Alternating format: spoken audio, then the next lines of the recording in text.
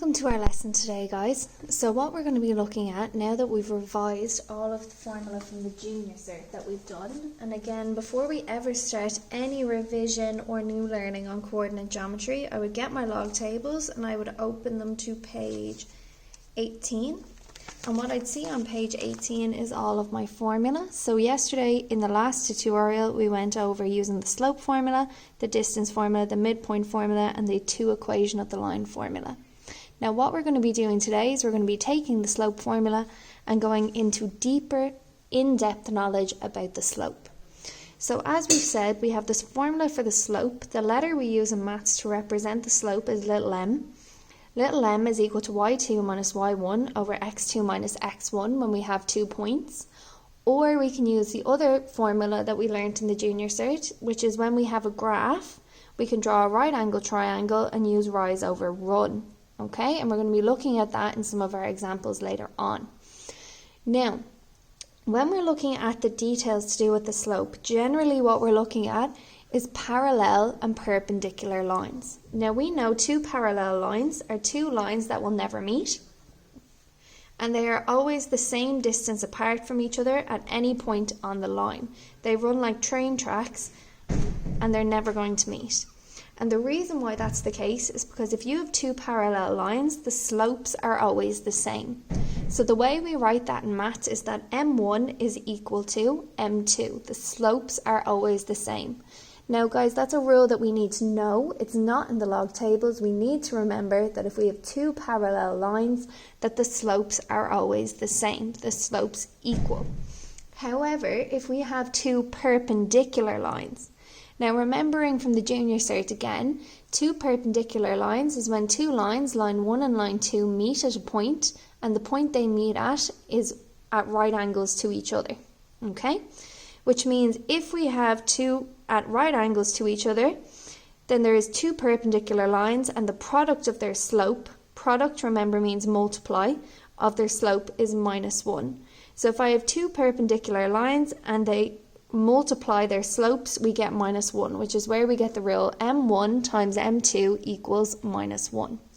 Now you'll remember from the junior cert as well, guys, that there's a rule we use that if we're given one slope and we want to find the other perpendicular slope, we flip it and change the sign, which is what we're going to be looking at now in our next example in a few seconds. Okay? So now we're going to look at example 1, remembering our rules about parallel and perpendicular slopes. Okay? So what it says here in example 1 is A and B and C are 3 points in a plane where A is 3, 1, B is 2 minus 3 and C is -1k. So we have our y value here is an unknown variable they've called k. If AB, and we have an upside down T, this upside down T symbol means that AB is perpendicular to AC.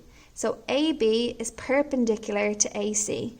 Find the value of K. Well, the first thing I know is if it talks about parallel or perpendicular lines, no matter what else we do, we need to find the slope. So what I would see is the first slope I need to find is the slope of AB. So I'm going to take the coordinates AB and label them x1, y1, x2, y2. And then I'm going to write out my formula for slope. We know that m is equal to y2 minus y1 over x2 minus x1. And now I'm going to fill in my coordinates. So y2 is -3, -1 over x2 is 2 minus 3. So we get -3 minus 1 is -4. 2 minus 3 is -1. -4 divided by -1 just gives me 4. Okay, so my slope of AB is 4. I'm now going to do the same thing for AC. Now, so I'm going to take a different colour and I'm going to label A is already x1, y1, so B is going to be, or C is going to be x2, y2.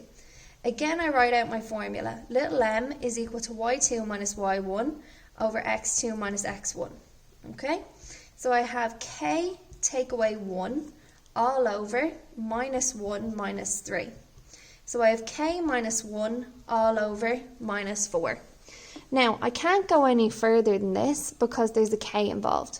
But what I know about these two slopes is that they're perpendicular. Okay, So this is where it goes back to my rule about perpendicular slopes, of where I need to flip it and change the sign.